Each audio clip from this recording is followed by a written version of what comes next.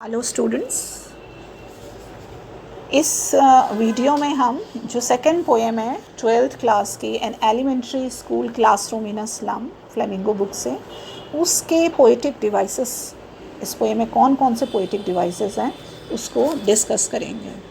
उससे पहले मैं आपको पोएटिक डिवाइसेस जैसे हिंदी में अलंकार होते हैं उसी तरीके से इंग्लिश में उनको पोएटिक डिवाइसेस कहते हैं।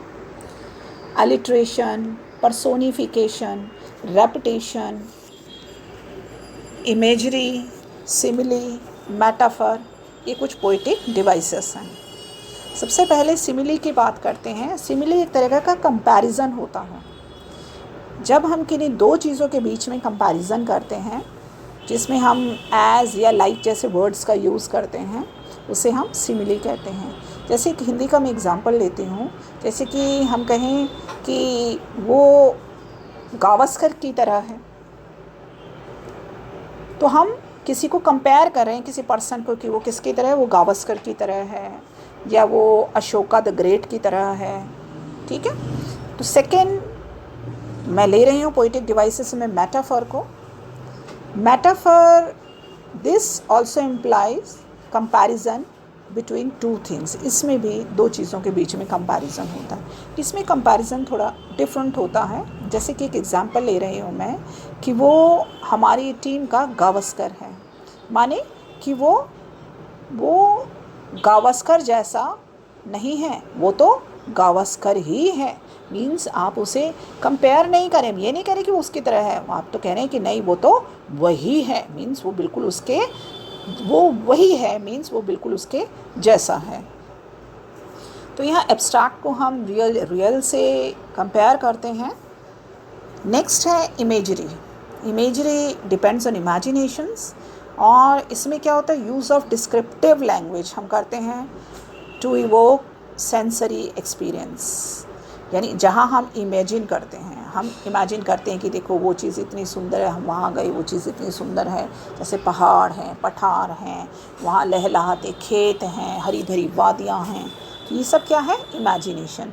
कि ऐसा सेंटेंसेस या ऐसे वर्ड्स जो हमारे अंदर इमेजिनेशन को प्रोवोक करते हैं। Next is alliteration.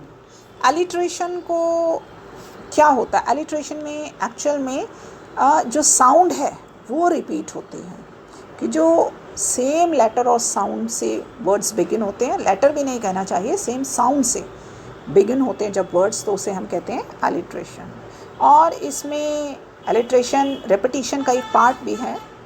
इसके हम एग्जांपल्स लेंगे तो आपको और क्लियर हो जाएगा।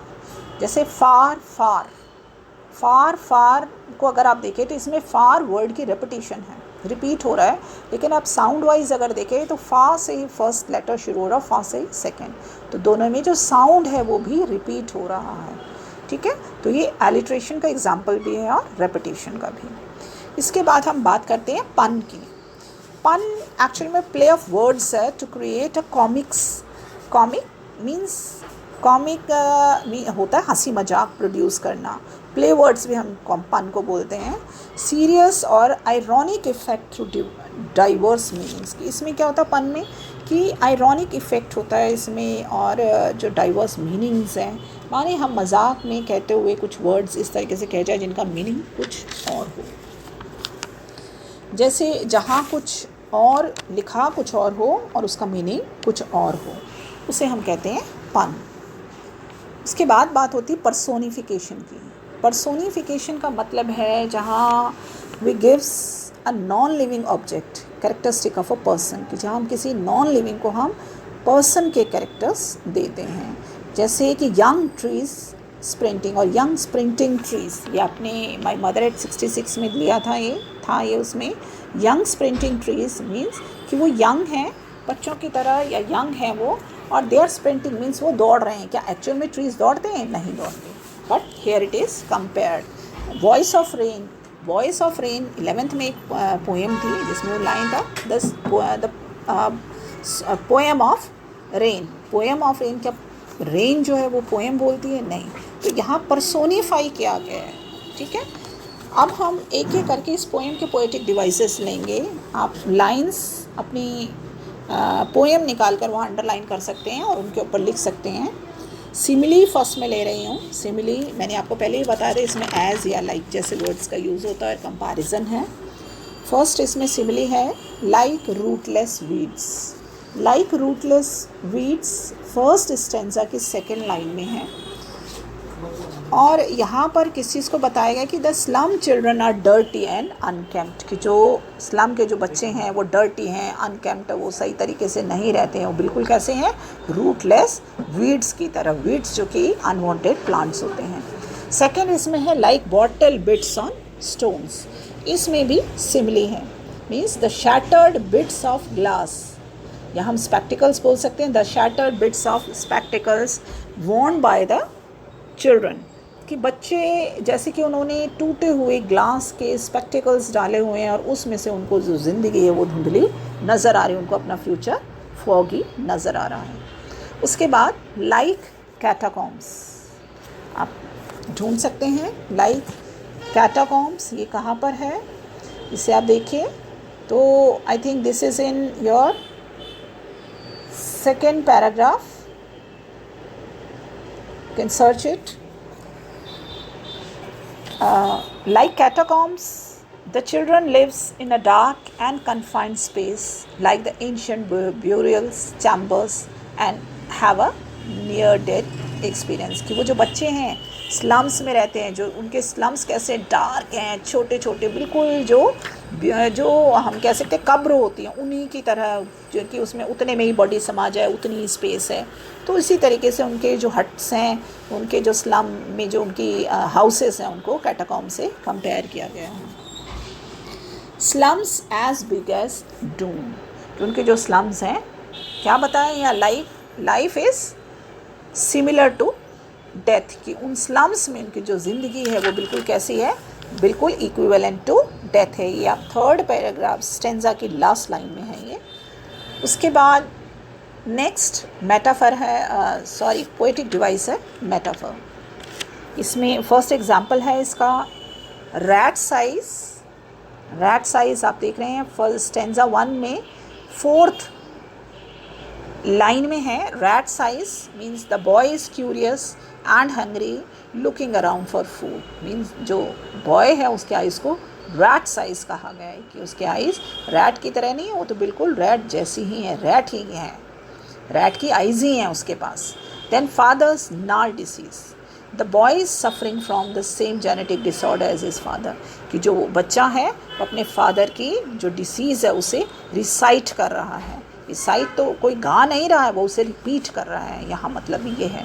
स्क्वेरल्स गेम्स से यहाँ मीनिंग है the boy would rather be playing outside than sitting in the classroom, कि वो जो बच्चा है वो क्या चाहता है, वो कमरे के अंदर जो रूम है, ट्री रूम है, को भी यहाँ पर उसी में काउंट किया जाएगा मेटाफर में, कि वो किसी बंद कमरे में नहीं बैठना चाहता, वो भी गिलहरियों की तरह निकलना चाहता है, खेलना चाहता है। देन ट्री रूम्स, इसमें भी मेटाफर है, the boy would prefer to be outside with the squirrel, कि वो बच्चा भी ट्री रूम से बाहर निकल कर, अपनी खोकर से बाहर निकल कर गिलहरी की तरह वो भी क्या करना चाहता है, उछलना कूदना खेलना चाहता है।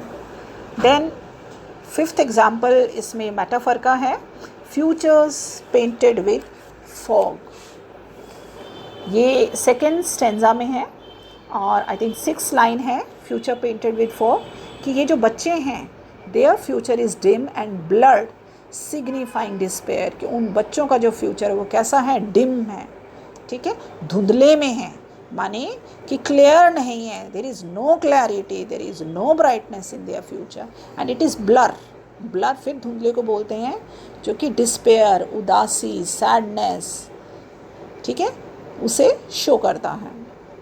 देन लेड स्काई इसका नेक्स्ट एग्जाम्पल है, means the lives of the children are dark without any hope for a bright future, कि उन बच्चों की जो लाइफ है वो कैसी है, डार्क है, उनकी लाइफ में कोई होप नहीं है, कोई ब्राइटनेस नहीं है फ्यूचर के लिए, और उनको अपना फ्यूचर कैसा दिखाई दे रहा है, बिल्कुल उस लेड स्काई की तरह, जिसके उस पार वो उस चमकते हुए सन को नहीं देख सकते, यानी उनकी जो नज़रें हैं या उनका जो लाइफ है वो एक लिमिटेड रेंज में है। Then 7th example is endless night का मतलब है नेवर एंडिंग डार्कनेस। नाइट किसको सिग्निफाई करती है? डार्कनेस को, जिसमें रोशनी नहीं है, जिसमें आपको कुछ समझ नहीं आ रहा है, कुछ देख नहीं पा रहे हैं, कोई क्लैरिटी नहीं है। मीन्स उनकी लाइफ भी ऐसी ही है, नेवर एंडिंग डार्कनेस, यानी कि उनकी जो ज़िंदगी है उसमें कहीं से भी रोशनी की किरणें नहीं आ रही हैं, केवल चारों तरफ अंधियारा ही अंधियारा है, डार्कनेस ही डार्कनेस है। Then slag heap, the next example is slag heap. Slag का मतलब होता है कचरे का ढेर, और हीप ढेर को बोलते हैं, स्लैग कचरा होता है। Means heaps of waste are their walking tracks, कि उनके वो जहाँ भी वो वॉक करते हैं चारों तरफ क्या है? हीप्स ऑफ वेस्ट हैं, कि चारों तरफ कचरा ही कचरा, कि उनकी ज़िंदगी कैसी है? एक कचरे के ढेर के जैसे। Then next poetic device is alliteration. Alliteration में क्या होता है? It is repetition of the same consonant sound, हम कह सकते हैं जो साउंड जो है वो रिपीट होती है। और इसमें सिर्फ एक ही एग्जांपल नज़र आता है एलिट्रेशन का, वो है फार फार फ्रॉम। तो इसमें आप सुन रहे हैं, इसके अंदर फार फार, इसमें जो consonant sound, imagery is the next one poetic device. इसके एग्जाम्पल्स हैं gusty waves, then rootless weeds, and then weighed down head. Weighed down आपको ऊपर वाले दोनों मैंने पहले भी एक्सप्लेन किए हैं पोएम में। ये वेट डाउन हेड जो है, it refers to the burden of poverty and hopelessness that weighs down the slum children, कि वो होपलेसनेस, वो गरीबी जिसके कारण ये जो स्लम के बच्चे हैं ये उठ नहीं पा रहे हैं, ये गरीबी के नीचे, होपलेसनेस के नीचे, निराशा के नीचे दबे हुए हैं। Then next example of imagery is paper seeming boy, कि जो बच्चा है, जो पीछे बैठा हुआ बच्चा, वो कैसा है? वो बिल्कुल इतना थिन है, इतना पतला है, इतना वीक है, just like a sheet of paper. और ऐसा वो क्यों है? Because is malnourished. Then next imagery is, अब देखो यहाँ इमेजरी का मतलब है इमेजिनेशंस को यहाँ जो पोएट है वो डेवलप करने की कोशिश कर रहा है। कि आप जब पेपर सीमिंग बॉय यहाँ पोएट बोलता है तो यहाँ आप इमेजिन करते हैं कि वो बॉय कैसा होगा? बिल्कुल पेपर के जैसे पतला। You can create a picture in your imaginations. The next example is sour cream walls. The children see the pictures of a better life on the walls, but to attain such a life, they will have to adopt criminal activities. कि जो walls हैं, जो classroom की walls हैं, वो कैसी हैं? वो भद्दी हैं, गंदी हैं, मीन्स अट्रैक्शन नहीं, उसमें डलनेस है, होप नहीं है, होपलेसनेस है उसमें। तो लेकिन उस पर जो पिक्चर्स हैं वो एक पॉइंट ऑफ अट्रैक्शन है उन बच्चों के लिए, जो उन्हें टेम्प्ट करता है, ल्योर करता है कि वो किसी तरीके से उन लाइफ को पाने की कोशिश करना चाहेंगे, और वो उसको पाने के लिए क्या करेंगे? क्रिमिनल एक्टिविटीज़ में इंडल्ज हो जाएंगे। Then next example is bottle bits on stone. Means through their broken spectacles they look down upon their life and its end in these filthy and dark slums, कि जो बच्चे हैं उनकी life कैसी उनको दिखाई देती है? जैसे टूटे हुए चश्मे को यदि हम पहन ले तो उन्हें, तो हमें कैसा दिखाई देगा? चारों तरफ फॉगी नज़र आएगा, धुंधला नज़र आएगा। ठीक इसी तरीके से उन बच्चों को अपने चारों तरफ अपनी लाइफ कैसी नज़र आ रही है? फिल्थी एंड डार्क नज़र आ रही है। इसके बाद रेपिटेशन की मैं बात करती हूँ। रेपिटेशन मैंने एलिट्रेशन में भी बताया था। रेपिटेशन में क्या होता है? जो वर्ड है वो पूरा रिपीट होता है। जैसे फार फार में जो फार वर्ड है वो रिपीट हो रहा है। इसके साथ बच्चों मैंने आपको पोएटिक डिवाइसेस जो इस पोएम में थे वो विद एग्जांपल्स बता दिए कि कौन कौन से पोएटिक डिवाइसेस हैं। You have to note down in your copies. I think you all must have understood it. Thank you.